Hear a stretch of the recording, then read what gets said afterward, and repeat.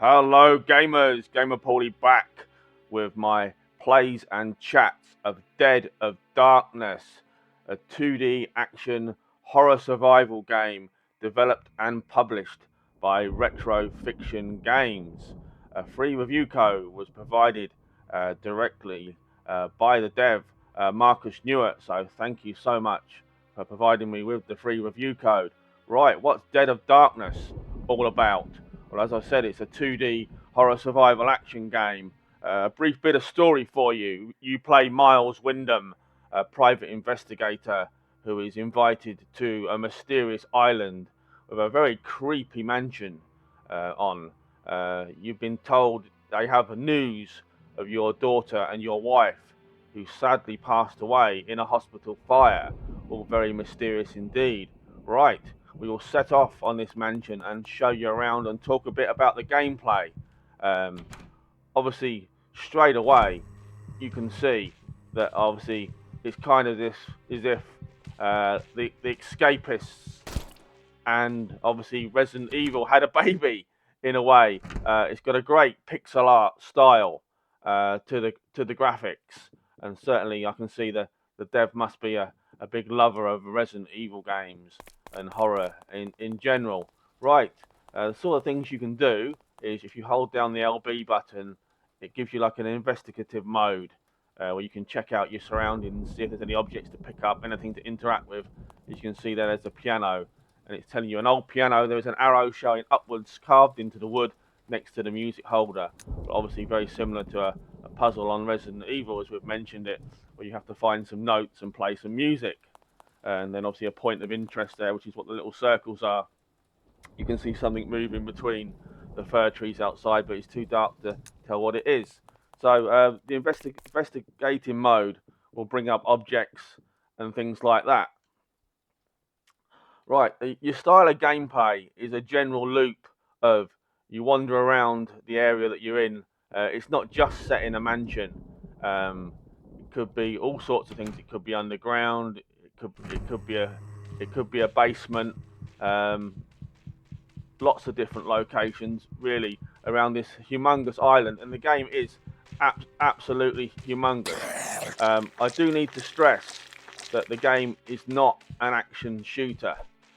It is a horror survival game, and you need to use your resources carefully and wisely. As you can see there, I've got difficulty on normal at the minute, and even the standard zombie type enemies are kind of bullet sponges. So one thing I would recommend is you get used to using your knife like I'm doing and save your ammo. And he's grabbed me again, as you can see. It's not a incredibly difficult game to start off with, and I found the first 2 to 3 hours absolutely loving the game. Right, let's show you about the healing system and the inventory. If you press down on the D-pad or left or right, you can select between different weapons. Obviously, there is a shotgun you can find as well. And to heal, there is a quick heal. You can select your pills or your health kit and just press the right trigger. And there you go. He's happy as Larry. He's back to normal. Y brings up your inventory, as you can see there. It's very, very similar to Resident Evil. Even the background music you can hear reminds you a lot of Resident Evil. Your current weapon, your ammo. You only have 8 slots, so you have to manage your inventory very carefully. And ammo is scarce as well, especially on the higher difficulties. Right, you have a map, which I'll show you how to get to in a minute. Clues. We've got one here, weapon locker. And if you go to ponder, it gives you a little note on it. Weapon locker. According to a note, the weapon locker key is hidden behind the flicker and glow at a place where we come together at least once a day. Right, so that's the sort of clues, and you use the clues on items or areas. Obviously, you have files as well that you can pick up and read. There's quite a lot of these as well scattered through the game. That's obviously giving you another clue, so it's worth reading everything that you come across, every little thing. Obviously, I've got a safe code there that I've just picked up. Right, your map is on your select button of your controller, and as you can see again, the map is very similar to Resident Evil, with green if you've explored and there's nothing more to do, and red if there is something more to do in that area. And obviously you've got doors as well. You can see the colours on the doors. We've got like a cyan, a purple. Red generally means you can't access that area at that moment in time. Right, we'll have a little wander around. We'll have a bit of play and a bit of a shoot. So if you like, I showed you before, if you hold down the LB button, it brings up all the things you can do. Examine this fireplace. There's a fire burning in the fireplace. You can see something shimmering behind the flames, but it's too hot to grab it. And this links you to one of the puzzles and possibly one of the clues. How would you put out a fire? Possibly use water, possibly use a fire extinguisher. Obviously, this is telling you there's something behind the fire for you to get. And obviously, that's why the room's flashing red, as you haven't completed it. And the bear rug. There's lots of things like this where you get a little note like that, an old bearskin rug and stuff like that. The story is very, very detailed, and there's a lot to it. There's a complex narrative. There's a lot to have already been in there, haven't we? Right, can we get up here? The doorknob is missing. Right, this is one of the puzzles again, very similar to Resident Evil. I keep bringing up Resident Evil. You can't get through a certain way, but when you find the doorknob, it unlocks this area and creates a shortcut for you. So right, let's go on and play a little bit of the game and show you guys hopefully some action. I've already been in here, and there you go. You've got a desk in. I think this might need a lockpick. There you go. It's locked with a simple lock. You can open it with a lockpick. And we've got these. You find these. You don't get to open everything with them, so use them carefully, and it's up to you what you want to use them on. So we'll use the lockpick. You've unlocked it, and what have we got in the drawer? And we have a car key. So if you then go to your inventory, inspect, and it tells you a car key, it looks as if it's been used much, hasn't been used much. So obviously, where would you find a car? Obviously a garage. So obviously a garage would be down below, wouldn't it, in a basement? So you've got to use your common sense with things like that. Some things are straightforward, some things not so much. Obviously, let's touch a bit more on the graphics. Obviously, it's in a pixel art style of graphics. As I said, my favourite description is kind of if the Escapists and Resident Evil had a baby. And I love the pixel art style, and it really suits this game. One thing I did find a little bit odd is when you get the dialogue scenes, they come up with a little character in the bottom left-hand corner of the character that's talking, and they look more like something that's out of a Japanese anime rather than pixel art. So the devs decided to mix the styles up a bit. And Green Gem, as you can see there, we can't go in there because we need the green key, and we've just come out of there. Right, where else can we go to show you guys? Got down here, got a red room, which means if we haven't finished it, there's a bit more to pick up.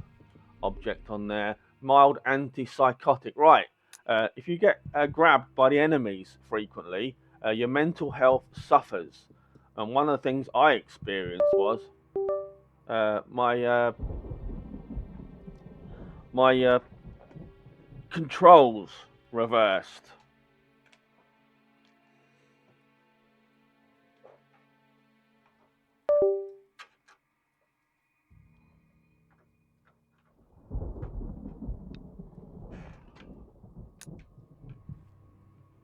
Right, bear with me. Right, where were we? Yeah, my controls reversed after being grabbed too many times by the enemies. Here you go. Will you take the item piano notes? What you're instantly thinking is, do I put these on the piano?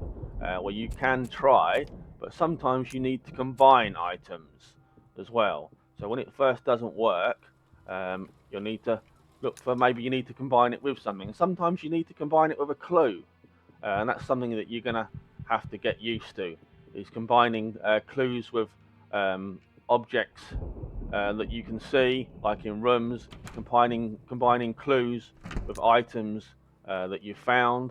Well, we've got a green door up there and a yellow door, so we can go through the yellow door. And we've got a zombie or whatever they want to call it. As you can see, they're quite bullet sponges, and you don't get a lot of ammo, and soon you will actually run out of ammo very quickly. And this leads me to a frustration I had where I encountered my first kind of like big boss of the game, and I'd end up using all the ammo on him that I had, and I had to literally run around with a knife afterwards. And sadly, I ended up dropping the difficulty down of the game as I literally couldn't find any ammo or enough to survive. And this is your garage, uh, where the car is. There's a hatch in the floor. You can't open it, but it's parked. And I think we can use the car. There you go. Use the car key on the car, obviously.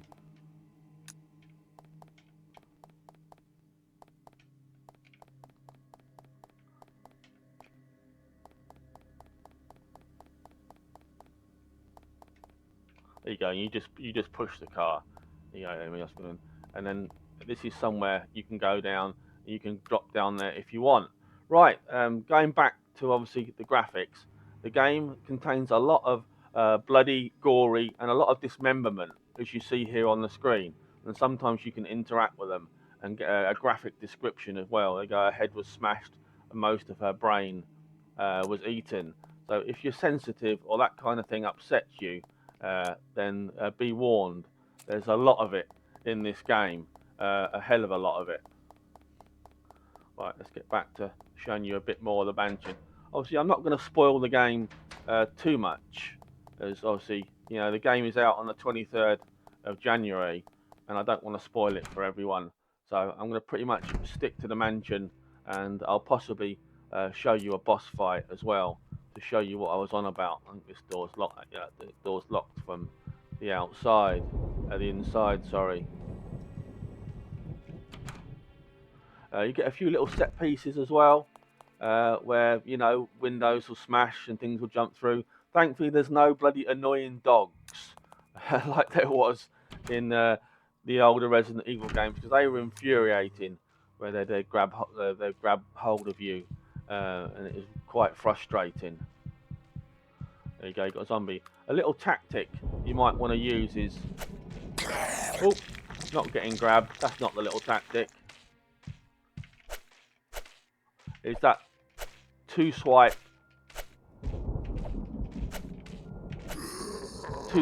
of the knife like that, and save your ammo, and trust me, it'll help you a lot later on.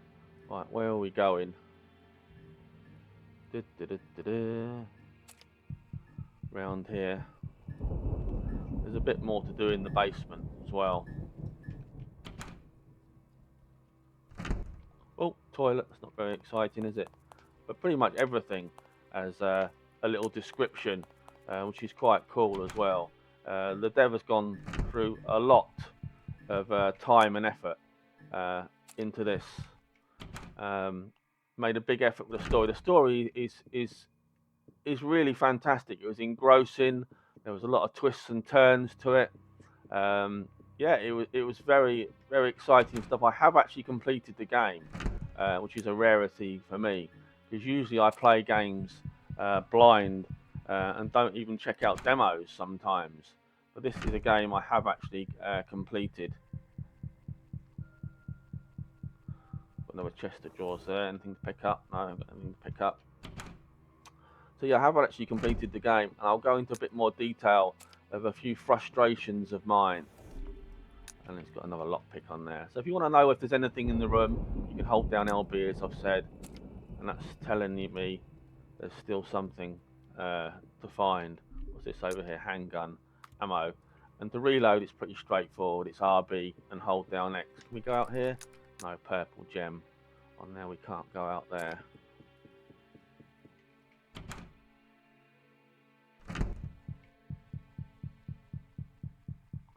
Right, one thing I would like to mention is the actual solo developer, Marcus Newitt, who has not only been incredibly helpful and friendly the whole time I was playing this, and there was a few frustrations and things I got stuck on, and I asked him, and he was always incredibly friendly and helpful, and didn't mind a bit of feedback and criticism. And sadly, that's one thing not all devs uh, like to take. But as I've often said, if you can't take criticism, you shouldn't be making things and putting yourself out there. Right, where are we going now? We'll do a little bit of the basement. I'll save, and then I'll show you a boss fight, something a bit exciting. All right, go through there.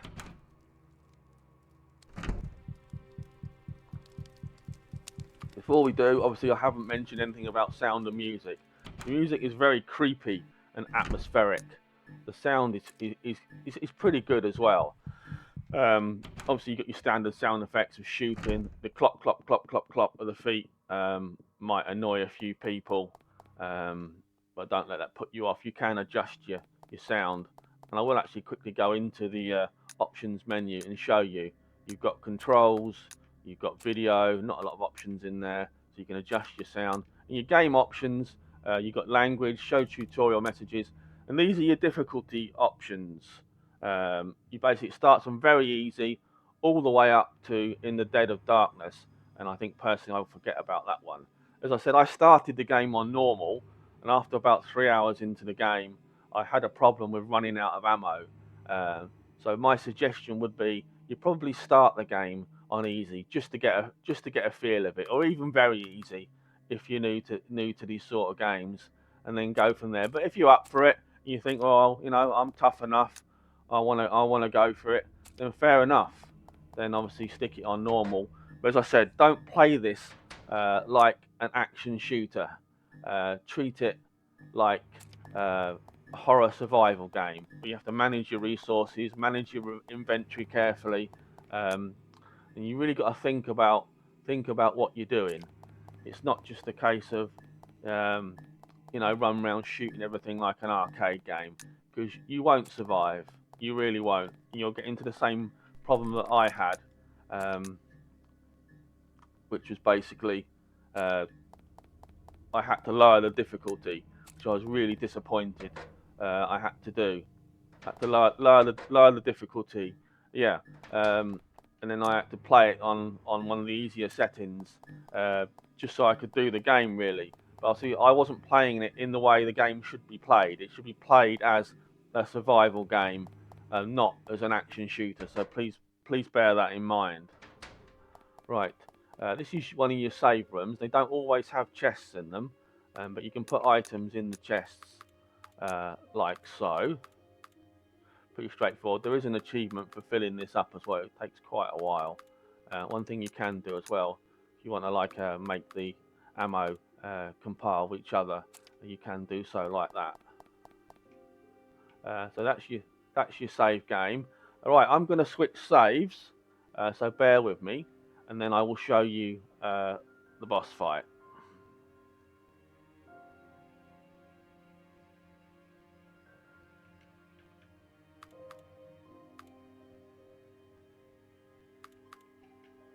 Just saving my game now.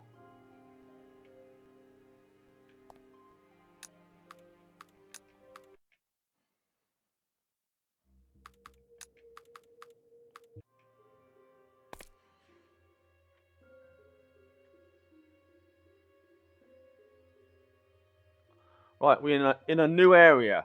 This is called the House of Always, um, and this brings uh, up the frustrations that I had. There was two particular areas, and they were called trials. And I won't go into too many details what the trials were, um, but they were incredibly frustrating. And what I would recommend is make sure you save and have plenty of healing. But I did almost give up. It was a real shame because I was loving this game up until that point, and it probably would have scored higher if it wasn't for these frustrations. And after encountering one, I didn't really want to encounter another, to be honest. But then there was a second one, a second trials, uh, and it was incredibly frustrating. Painkillers. There you go. Lots of notes that you can read. So yeah, it was a real shame because up until the trials, I was loving the game. But obviously it put a bit of a dampener on it, but not too much to spoil the game. But we'll get to that when we do the summing up.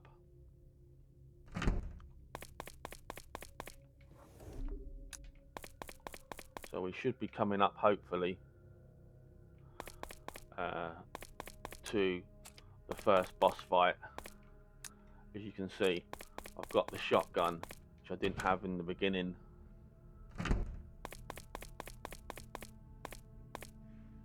Are you okay? You? Why did you come? Where is my dad? I'm gonna get you to safety, okay? Your mother's expecting us.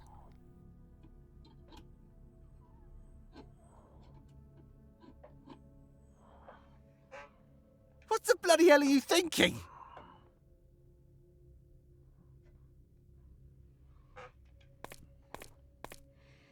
I told you to stay out of this.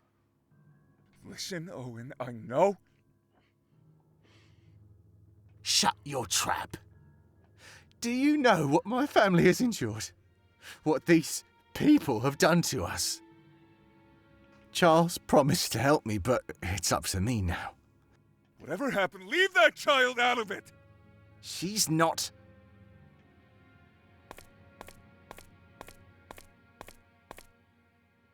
Owen. And Mr. Windham. Tougher than I expected. You killed my father! You killed Charles! I will make sure you and this whole place go down in flames! You still don't understand where your place is. What a pity. You could have been part of the new future I will create. You ain't a saint. You're a goddamn monstrosity. I will kill you. That's not how this works. And deep down you know it. It's why you still haven't pulled the trigger. You are whatever I allow you to be. It's always been this way. You just haven't paid attention, have you? And lately I feel your motivations start to differ from mine. I can't have that anymore. You served me well. Here's one last thing you can do for me. Get rid of Mr. Windham and everyone else who stands in my way. What? This can't...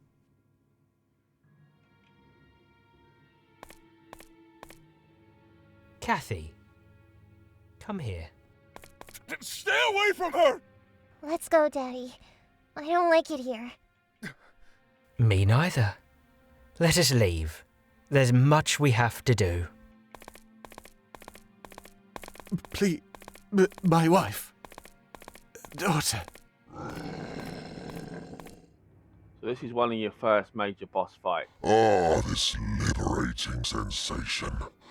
How could I only resist? The voice acting was pretty solid throughout the entire game, and I really liked Miles Wyndham, and I loved the boss voices as well. They were very creepy, very horror film, Hellraiser-esque in a way. What is happening? My eyes are open now. No one shall stand in the way of the new flesh. Here we go then. So, pretty standard type. Obviously I've been poisoned already. Sort of run around the boss fight and shoot.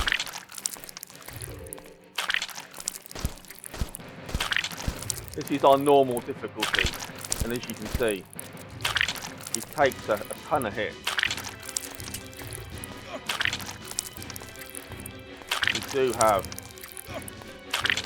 a healing, and we have a first aid as well.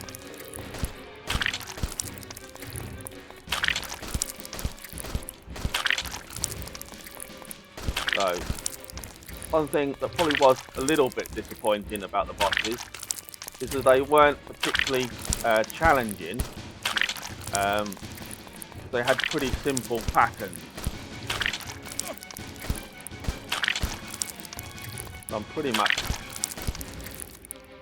much out of ammo now.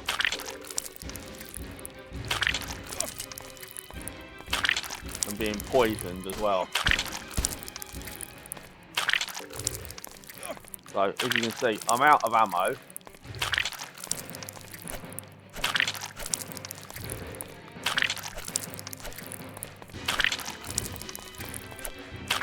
and I'm using a knife on the boss. This is why you have to manage your ammo really carefully in your resources, because as you can see, this is what I had. Did the first boss fight on normal and I ended up with no ammo at all, and I had to leave this area as well, and it was pretty tough on the next place. So as a warning and as a reminder, yeah, use your knife as much as possible, run away from the enemies as much as you can, and don't play this as an arcade shooter, because it's not. It's a horror survival game. Right then, we're going to do some summing up and give you some information. Obviously, the game is out on the 23rd of January on Steam PC. It is coming out on consoles, which is fantastic news. Rumoured, or estimation, is possibly summer to full time, but it is being handled by someone else, and I can't give you any more information than that. The price of the game has been confirmed by the dev as $15.99, which I think is perfectly reasonable. Right, the things I really enjoyed about the game: loved the pixel art, liked the voice acting, especially the boss voice acting. The done was very creepy. The music's fantastic. The sound effects are good. I enjoyed the puzzles. They weren't too overly difficult or complex or anything like that. There is a lot of backtracking on the game, so be prepared to go over the same rooms and cover the same areas to get a key to unlock a door that finds you a gem that gets you a stone or a disc to go back to another door on the other side of the map. This is common with these sort of games, so be prepared to do a lot of backtracking. And one thing I can't stress enough, and I know I've mentioned it several times already, is ammo. Use it sparingly and watch your inventory as well. You can't upgrade your inventory, you've only got 8 slots. You can upgrade your weapons, and it is worth going off the beaten path and trying to find everything that you can to upgrade your weapons, because they will help you with the boss fights. Obviously, the frustrations on the game, the 2 trials areas that I come across did put a slight dampener on the game, but haven't spoiled my overall enjoyment of this game. So they haven't put me off completely, and that's a great thing, because the story has been fantastic. It's a complex narrative. It's been interesting. There's lots of twists and turns. There's a few shocking moments. It is quite a disturbing story. As I said, there's a lot of gore and dismemberment. Okay, it's in the pixel art style, so it's not as obviously as realistic as it can be, but it still might upset a few people. There's lots of dead bodies and eaten bodies, limbs missing, and lots of graphic descriptions as well, and foul language. So I don't know what the age rating of the game is, but I'd probably come out and say it's going to be an 18 plus or a mature, I would assume. Right, a big thank you obviously to Mark Newitt, the dev, for giving me the code directly. I didn't have to apply for it for any of the normal sites that I did. Right, my final verdict on the game is, here we go. Gamer Paulie says, get your money out. So yeah, this is a definite buy for me. Whether it's on special offer or not, the dev may do a launch special. I'm not entirely sure. But yeah, I highly recommend the game. Fantastic story, great puzzles, a nice mixture of action. You know, about a few frustrations I had, it hasn't put me off recommending the game. Sadly, it's missed out on a perfect through a few things, but it's still a definite recommended from me, and a definite I would highly recommend that you buy the game. I look forward to hopefully reviewing more of Marcus's games in the future. Right, well, I hope you've enjoyed the video review. Obviously, this will be available on the 17th due to an embargo. Then I'm planning on doing a live stream of the game on my Twitch channel from the beginning. I don't know what difficulty it'll be on. That'll depend on the day. So yeah, if you want to see the game in full, and if there's enough interest as well, I'll be starting a live playthrough on the 23rd, which is launch day, and I'll continue on if there's enough interest. Right. Thank you to anyone that watched the video. Thank you again to Marcus Stewart of Retrofiction Games. I look forward to this again on console. Definitely will be up for playing this again on Xbox if possible. Alright, this is Gamer Paulie signing out. Take care, guys, and I'll see you on the next video.